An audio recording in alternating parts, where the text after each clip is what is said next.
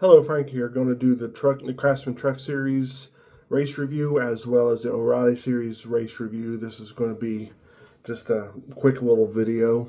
I figured this format would be better for it.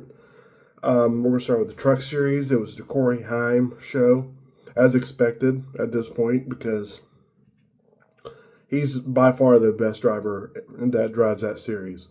Even though it's unfortunate he's part-time. In my opinion, he should be full-time somewhere this year. Preferably O'Reilly series, but sponsorship is what's holding him back. But if you're that good in trucks, why wouldn't you want to be flocking to sponsor him? And let's be honest. And he's not going to qualify for the chase this year because he's not trying to run all the races. But he's also tied for first in points. My opinion, this is going to show NASCAR that, and probably other teams and sponsors, that he is too good to be down there, and there's no reason why he can't be moved up.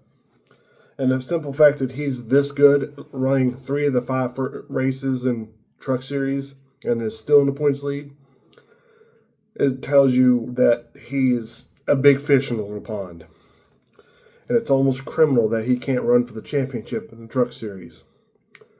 But the way they have these waivers and you must attempt all the races is for this purpose, because it prevents drivers from racing 2/3 of the season because they want to pick and choose and win the championship. Go back to the 50s and 60s for that, because that's how a lot of these drivers did good. That's why Richard Petty did so good, because he raced all the races, and he pretty much picked and choose. They were picking and choosing the races they didn't want to race, and they were just focusing on the big races. This way, you could have star power for every race, especially if you want to run for a championship. So, I think it would not be a surprise if he picks up more truck races or O'Reilly or even Cup Series races after this performance. And honestly, I think he should be in O'Reilly next year full time. But ultimately, it's a very easygoing race. There's not as much issues I thought there was going to be. But overall, I give that race a 5 out of 10. It's not a bad race. It was an average truck race. And then we go on to the O'Reilly series. First 2 stages were dominated by Corey Day. He's going to be a force to reckon with. He's getting closer to winning. And the fact that he dominated this race, and once he fell back in traffic, was not able to pass, still shows he's inexperienced. But you get him a top 5 starting position, maybe front row, he's probably going to run away with it if he is able to keep that track position. So I say he's going to get a win this year. And once he gets that win, he's going to unload and probably get a Corey Heim type second half season, to be honest.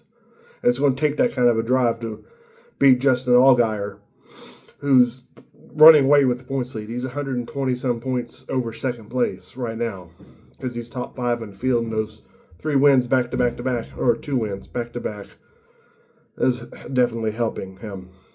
The Xfinity race was pretty good. I give it about a 7 out of 10. There were some crashes, some loose race cars. It definitely was a theme, loose, and that's Rockingham for you. I want to see this track age some more and see how well these drivers deal with it.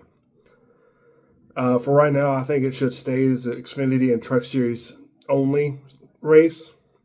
Maybe next year, in my opinion, it should be moved to May and maybe have the All-Star race there. And have that be like a big old thing, because I think this race would do good as an All-Star. I don't know if they have lights or not, or if they can. That'd be another cool feature. Rockingham All-Star race, North Carolina near Charlotte. If you can't have Charlotte, then that's what I vote for. Cletus McFarland, he did exactly what he should aim for today, is run as much laps as possible. He did. He ran all but the 5 laps he was down. He was lapped. Had a couple half spins, and but ultimately he kept it clean, got experience, which is very needed. He was with a very good team, Richard Childress Racing.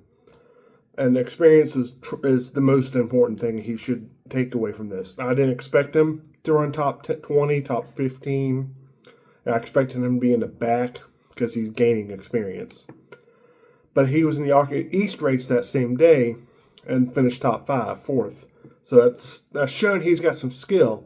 He just needs to hone it with some experience now.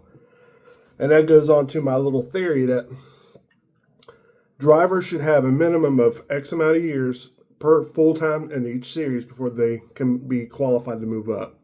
Example, 2 years full-time ARCA before you're allowed to be full-time in truck. 2 years minimum in truck before you're allowed to go in Xfinity. In Xfinity, you can go 2 or 3 full-time seasons minimum before you're allowed to go full-time in Cup. I think this will prevent a lot of drivers being pushed through the ranks, like Joe Logano back when he was in Cup. He was not ready. He was not ready for that at all, and it showed. But it'll prevent a lot of that drivers being pushed up too fast. Danica Patrick, she probably would have done a little better if she wasn't like hyper pushed through the ranks because of her popularity. But that's another issue all itself. But overall, it was a pretty good race weekend. I'm glad to see Rockingham back. Good to see that. Like I said, this is just going to be a short little video. Comment what you thought of the race and like and subscribe for more, and I'll see you in the next video.